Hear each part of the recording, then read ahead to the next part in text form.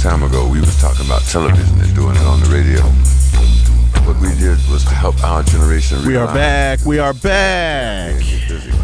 What's happening, America? Dr. Wilmer Leon here, going inside the issues here on Sirius XM 126, The Urban View. And we are still engaging in our discussion about Colin Kaepernick's decision to keep his seat during the national anthem. He took a knee during the San Diego Chargers game. And we're turning to a person who, in my humble opinion, is one of the few people living who is capable of intelligently discussing this issue. And let me tell you a quick story. Back in 1968, there was a young African-American child who was 9 years old at the time. He was in the 5th grade. He was watching the Olympics with his father. And big track and field fan, huge track and field fan. And watching the 200 meters, John Carlos, Tommie Smith, Peter Norman on the medal stand. John Carlos and Tommie Smith raised black-fisted gloves in support of human rights around the world. Peter Norman standing on the stand there in support of their efforts. And the next day, that young child went to school, and during the national anthem, during the Pledge of Allegiance, that child bowed his head and raised his fist, and that caused an incredible amount of consternation and disturbance within the school, so much so that by the time that child had gotten home, the school had called and the child had been kicked out of school. It was a small Catholic elementary school, Holy Spirit Parish School in Sacramento, California. I was that child. And that moment has forever changed my life. And every time I get a chance to speak to my next guest, it is just an incredible honor for me to be able to let him know the impact he had on me, and to say to you all, ladies and gentlemen, Dr. John Carlos. Sir, good morning, welcome, and thanks for going inside the issues. Well, Doc, I appreciate you, man. I appreciate your time. I appreciate the fact you consider me to be one of your heroes. But I'd like to let you know you're one of my heroes as well, man, for the work that you continuously do. Well, you're coming from you, sir. I'll see if I can hold back the tears on this, and we'll just move forward. One of the things, well, first of all, you have said on the show before, I've read in your book, I want to be sure that I'm clear, that the protest that you all waged in 1968 was for human rights. It was not a Black Power salute. Is that accurate? That's accurate. Okay, because everywhere I read, they say John Carlos and Tommie Smith gave the Black Power. It's even in Wikipedia, which we know is not always right. Well, let me expound upon that a little bit. Please. You have to take into account, man, that there's a fear factor. You know, where black people get hung up, man, we get hung up on religion, we get hung up on fear. That's one of the tactics they use to keep us in line. Now, relative to, we had a platform, and our platform was Olympic Project for Human Rights. Right. Well, the devils that we've been fighting against, the demons, these individuals knew by dealing with the human rights issue, they had no leg to stand on. So what they decided to do, we'll put a spin on it, and we'll say it's Black Power. Mm-hmm. Already they didn't put the spell out there to people that Black Power means destruction of America, mm-hmm. which was totally wrong. Mm-hmm. But they had intimidated and influenced people so much by headlines that they put out, by commentators that they talked about, by magazine headings and pictures and so forth, to make people think that we were about destructing of America, to blow up the Statue of Liberty, to create chaos in America. And that was so far from the truth. And for 40-some-odd years, 48 years to be exact, they went so far as to tell young kids that had aspirations to be an Olympian or a superstar athlete or what have you, if you step out the circle, we're going to punish you by taking your award away. And they intimidated young athletes by telling them that they had taken our Olympic medals back. 48 years they've been putting this on young kids to tell them, you can't think for yourself, I'll think for you. All your job is to do is be an athlete. If you think for yourself, we will take your reward away. And now that reward is endorsements. That reward is signing bonus. That reward is heavily financial. One of the things that I found, or I am finding incredibly amazing, and correct me please, but your voice has been conspicuously absent on this issue in terms of the issue being Colin Kaepernick's keeping his seat during the national anthem. In terms of mainstream American media, I have not seen you on CNN. I have not seen you on MSNBC. And as I said in the opening, now that Muhammad Ali has passed, Jackie Robinson is no longer with us, Paul Robeson is not with us, you and Peter Norman has passed, you and Tommy Smith are the two voices that can speak to this issue from personal experience. I haven't heard either. I've read articles from you in the San Jose Mercury News, but I haven't seen you on mainstream television. Am I wrong? Well, I believe I did do some with CNN. I couldn't quote the date and time, but I remember doing some with CNN. MSNBC I haven't heard from. Okay. But yet and still, we have a full understanding as to why the mainstream media might not put me up to expound upon these issues, because they know I'm going straight to the chase, man. There's no chase. I'm going straight to the point and let them know without a doubt, you can't get around what I'm going to say no more than you can get around that portrait that you saw in Mexico City. Then let me stand back and let you get right to the point. Where are you on this issue? Oh, I support Colin 1,000%. You know, as I stated in the past, I have his back on that. You know, he has a very valid point in a lot of areas.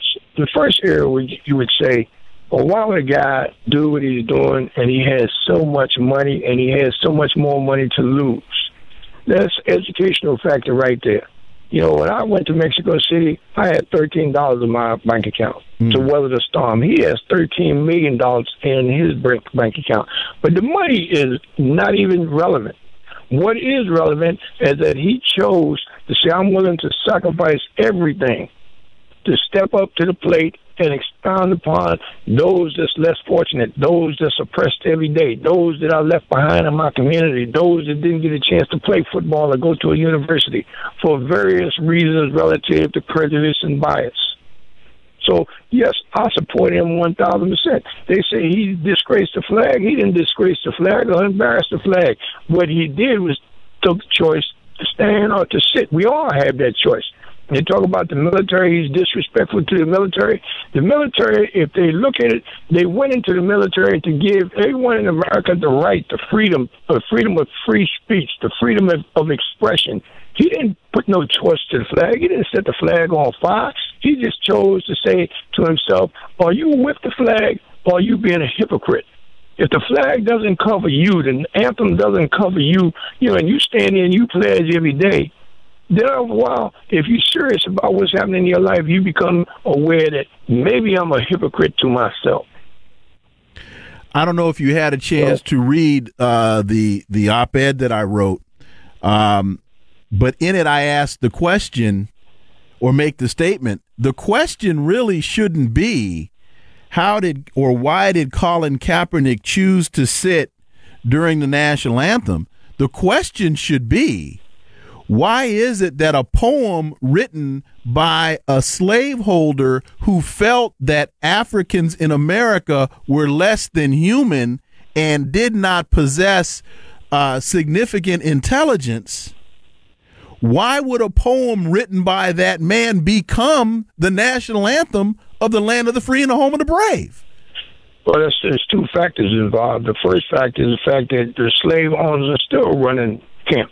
They're still out here running the slave factory. I think it was Bill Roden wrote a book, yes. The $40 Million Slave. Yes. A lot of young individuals are not aware. And then the second factor is the fact that there's total ignorance going on. A lot of people are ignorant to what the national anthem means, and a lot of symbols throughout the United States, they have no idea what it means. It's just something that they was trained to do as much as you train your dog not to wet in the house. Mm-hmm. Mm-hmm. So we grew up from grade school being taught. We grew up from grade school to realize, hey, man, I can't work with Dr. Leon because my teacher told me when I do my spelling test to cover up, don't let him see what I'm doing. Told you the same thing. Don't let John see what I'm doing. But the object is for both of us to get over this test. I can learn how to spell that word later, but right now we got to get to the gate now. So, consequently, years have gone by. Hundreds of years have gone by, and we still, when you sit back and think about every ethnic group out there, they can pull together and create something wonderful. What have black people done to come together to create anything? Because we still into that separatist mode. I can't let Dr. Leon know what I have. He can't let me know what he has. And as long as we have this attitude, this is why they're able to do the things they do and push you towards the national anthem and tell you you're supposed to praise something that has no love, no respect, or no kindness towards you or your history. Could you give us some level of insight into what Colin Kaepernick is going through personally? And because, again, you and Tommy Smith, as far as I can see, are the only two humans on the planet right now that, particularly in terms of being Americans, that could relate to what it is that he is experiencing personally and the thought process that he has had to go through to get to this point. Right. Well, he's probably going through a mild depression in terms of his friends. Individuals that he thought was his friends, that he had respect for and admiration. A lot of them might be starting to back away from him based on reprisal. They fear reprisal. They don't understand. He is secure economically, far more secure than we've been, mm-hmm. So he don't have to worry from that perspective. But just to rise up and have to walk through the jungle of hatred merely because he's doing the right thing. But that's the key for him. The fact that he knows what he's doing is right. And, a lot of people can't see that diamond because it's in the rough. Mm. But eventually, God will let the diamond flourish and shine throughout the world to let everybody know his value and his input in this society in which we live. All he has to do is just stick to his guns and stay with his faith. And I'm sure he has the love of his family and his closest, dearest friends. But it's a rough road. It's a rough road. It was a rough road for Tommy Smith and John Carlos and Peter Norman. Three, I know it's tremendously rough on him in terms of social involvements. In listening to some of these athletes, Cam Newton gave this just totally unintelligible response. It was just so wishy-washy and punk. A lot of these athletes, to me, don't understand if they stood with Kaepernick, it would then be easier on everybody because there is strength in numbers. If the NBA showed you that. If nothing else, the NBA showed you that. They changed it overnight. But here's something I want you to consider as well. We had this wonderful woman called Harriet Tubman. She saw a problem and she said, well, let me try and resolve and fix the problem. So she created this thing called the Underground Railroad. And now she says, I brought many slaves into freedom. But also she made a profound statement. Yes, she said, had I been able to convince thousands and more that they were slaves, I could have saved so many more. And that's the football player that you just mentioned and so many others. They don't realize the situation they're in. They think that they're in this sacred balloon that's going to protect them. But they don't realize that it's not protecting their mother. It's not protecting their father, nor their kids or their peers they grew up with. It's not protecting the people that he come from. And eventually, his superstar days will be over, and then you have to melt back down and go right back into the hood where you came from. Victor Cruz, who's a wide receiver for the New York Football Giants, came out and said that that Colin Kaepernick should not have disrespected the flag. And Victor Cruz's mother is from Puerto Rico. And I'm sitting here trying to figure out, Victor Cruz, you're either just totally ignorant or just a flat-out punk or both, because the United States has bombed the hell out of Vieques, Puerto Rico, and refuses to restructure the Puerto Rican debt. Hey, listen, man, they are ignorant, and they don't want to offend the master. Mm-hmm. That's what that's all about. Mm-hmm. You know, it's just like they talking about Kaepernick going to lose his job, and they're going to fire him, and they're going to do this, and they're going to do that. And they ain't doing it to punish him. They're doing it to intimidate others. Exactly. Right? So when you see these ignoramuses come out and make these statements, like when you sit back and you think about where do these people come of color on TV to make these outlandish, outrageous statements that they make relative to politics or social activity or what have you. I mean, I don't know where they go and find these people, but they find them. And they find the weakest individuals that have no vision, have no insight, and they put the mic in front of their face and let them go. And then we have a tendency, because we have been so fragmented and so divided until we don't know which way to go as a race. But I think things are starting to shape up now. I think a lot of young individuals are saying, what has happened to my ancestors? What has happened to my parents? I will not allow it to happen to me. You can't tell me, give us time. Your day will come. You told that to them. You can't tell it to me. Time is now. We want change, and we want change today. There's an article in the New York Daily News. It says, anonymous NFL GMs call Colin Kaepernick a traitor, say they'd never sign him. First of all, they're anonymous, so that tells me right out that they're not men. They're basically spineless punks. But with this article coming out in the Daily News, if the 49ers cut Kaepernick, and there was discussion long before he took his stand or took his seat, there was a lot of discussion that he would not play this season for the 49ers.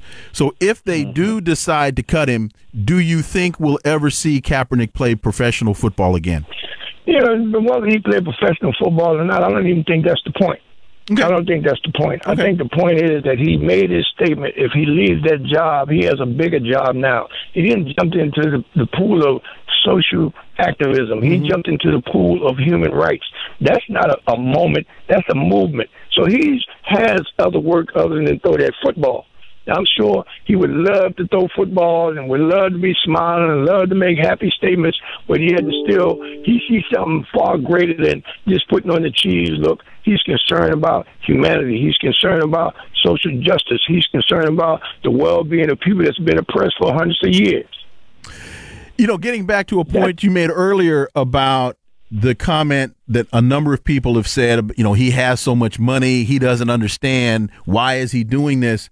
Well, there are a lot of people every day in Detroit. There are a lot of people every day in Compton, California. There are a lot of people every day in the streets in Cleveland saying the same things that Colin Kaepernick has said that no one's listening to because they don't have the status that Colin Kaepernick has. Well, that's why what he's doing is so valuable, because, all of those individuals, I can name them down the line from Paul Robeson on back to Nat Turner, everybody, all of them had the opportunity to say, hey, man, you can speak for yourself, or you can turn up the volume and speak for others that can't speak for themselves.